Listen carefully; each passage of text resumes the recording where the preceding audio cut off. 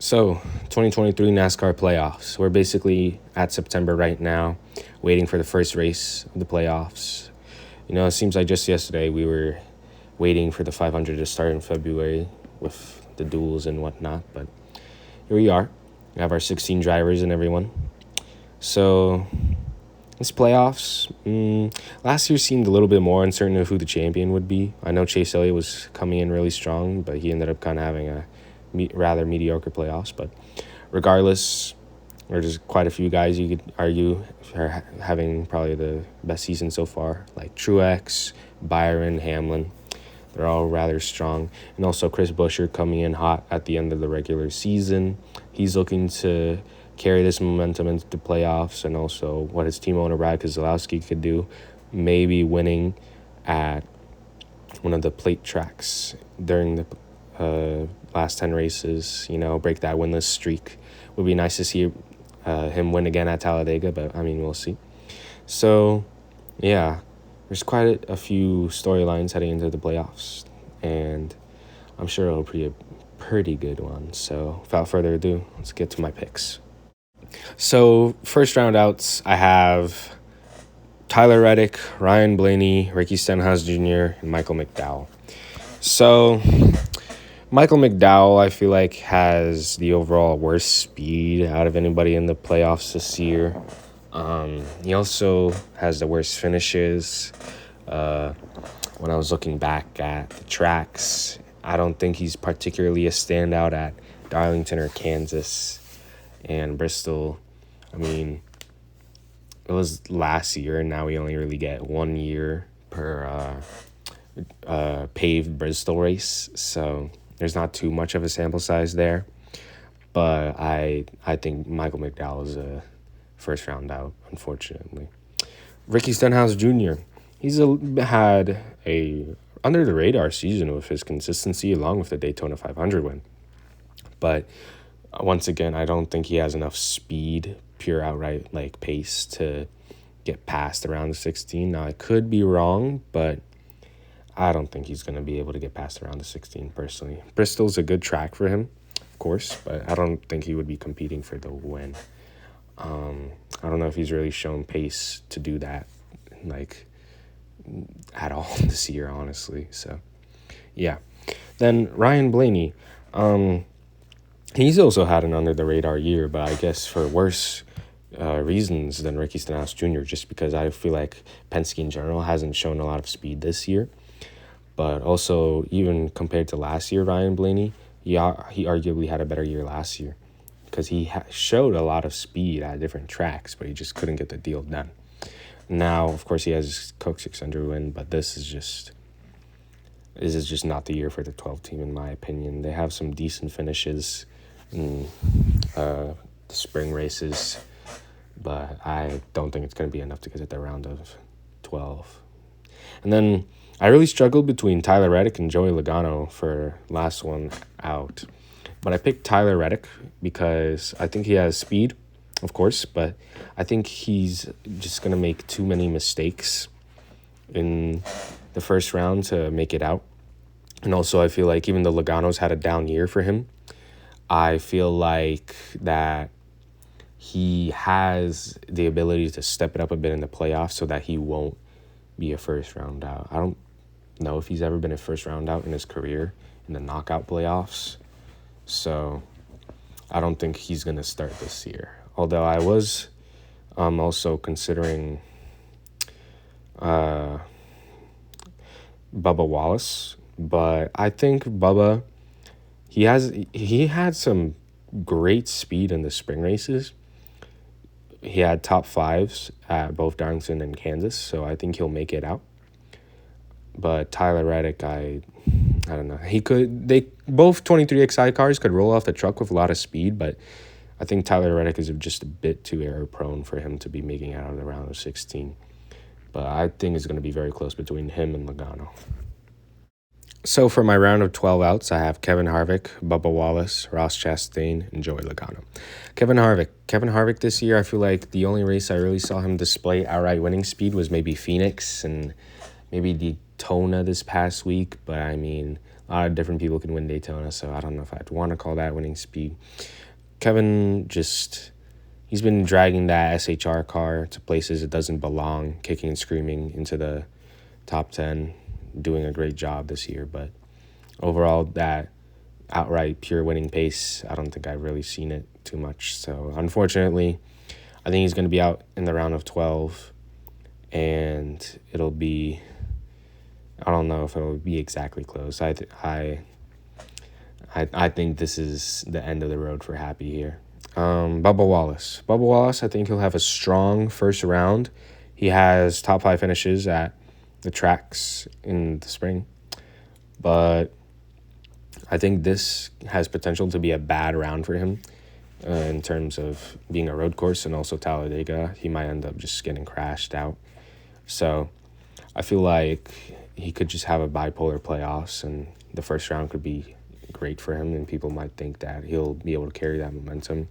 Then he might just get screwed over in the second round, which would be unfortunate, but still, it would be nice to see Bubba succeed in his first playoffs. So, yeah. Then Ross Chastain. I don't think I've seen him really be on my radar since the summer started, personally. Ross just hasn't shown much speed since then. I feel like that Nashville win, along with SVG's win in Chicago, I feel like that's masked Trackhouse problems this year a bit.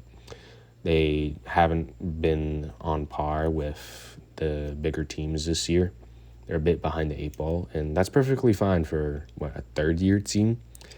But regardless, I don't think they're going to be lighting the world on fire this year.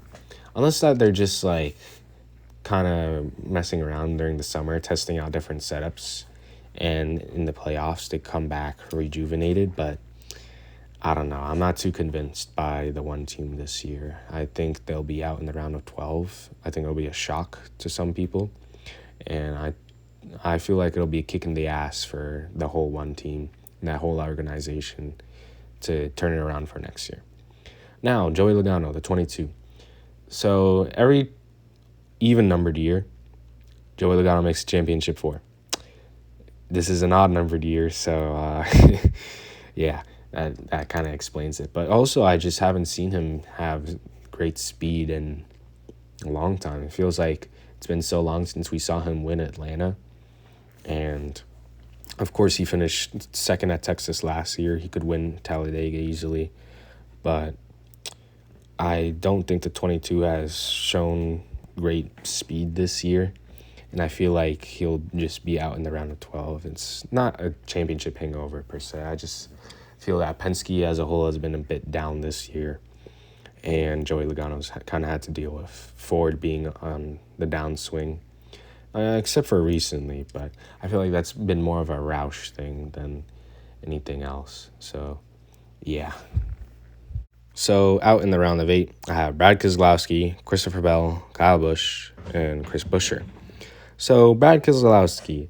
Roush has been on the upswing this year, of course, but I feel like Brad Keselowski has been a step behind Chris Buescher. He's shown winning pace at some tracks, but I don't think it's going to be enough to get into the championship 4. And also, I just feel like there's been drivers that have been objectively better than him this season. Brad K has been a top 10 driver, but I don't know if he's been a top 5 driver.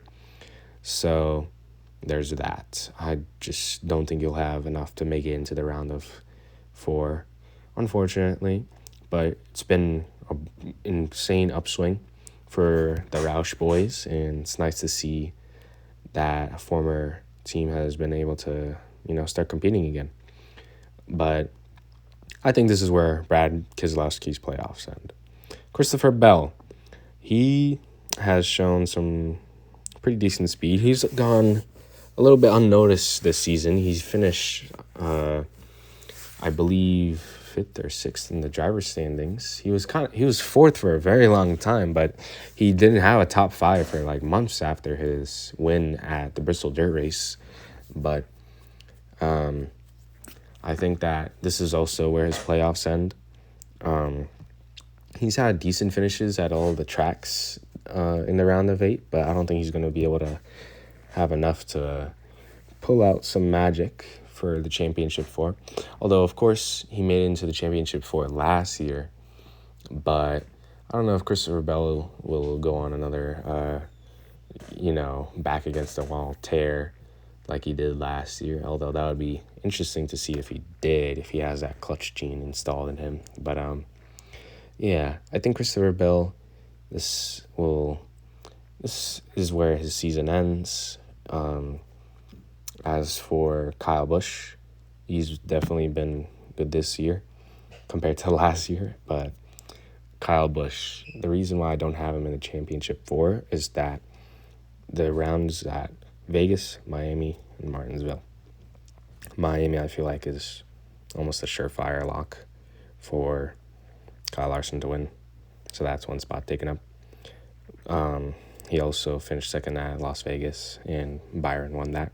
So I feel like that's going to be two races that might end up just getting away from him. And, of course, he's good at Martinsville. But if he doesn't qualify well, it's not going to be a pretty race for him because Martinsville has ended up becoming an aero track. I just don't think that he will be able to overcome those kind of difficulties. I just feel like those two HMS boys have too much speed, and by Martinsville, he won't have enough, in my opinion, to make it into the championship for him. But I think it'll be close. Chris Buescher, he's definitely coming into the playoffs with a lot of steam, a lot of momentum. However, his finishes in this round aren't the best. So, yeah, I don't think that he's going to be able to get it done. Of course, Roush has been on the upswing recently, but I don't think that it'll be enough to get him into the championship four. Like Kyle Busch, it'll be close, but it just won't be enough. So, championship four, race 36, season finale at Phoenix. Got William Byron, Martin Truex Jr., Kyle Larson, and Denny Hamlin gunning for their championships. We have two drivers going for their first and two going for their second.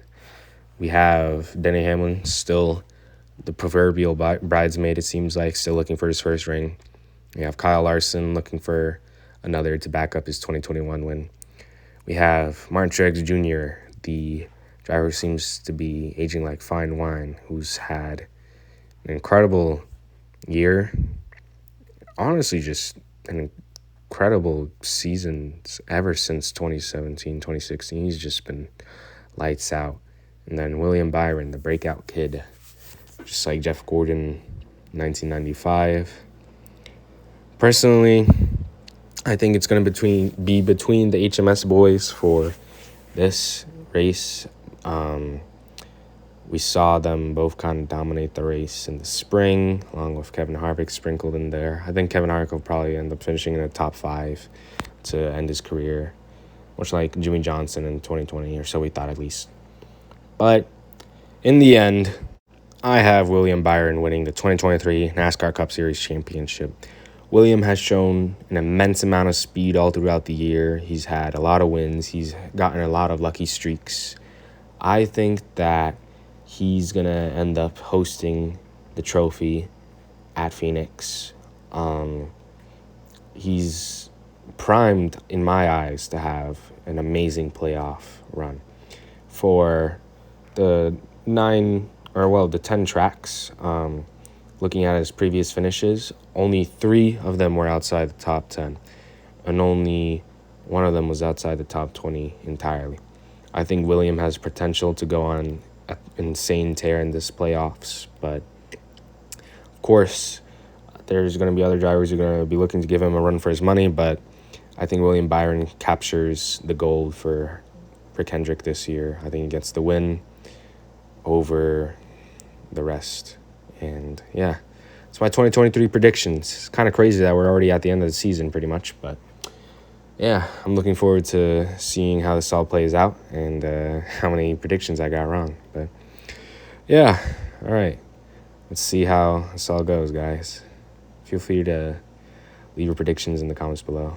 And yeah, see you later. I'm out.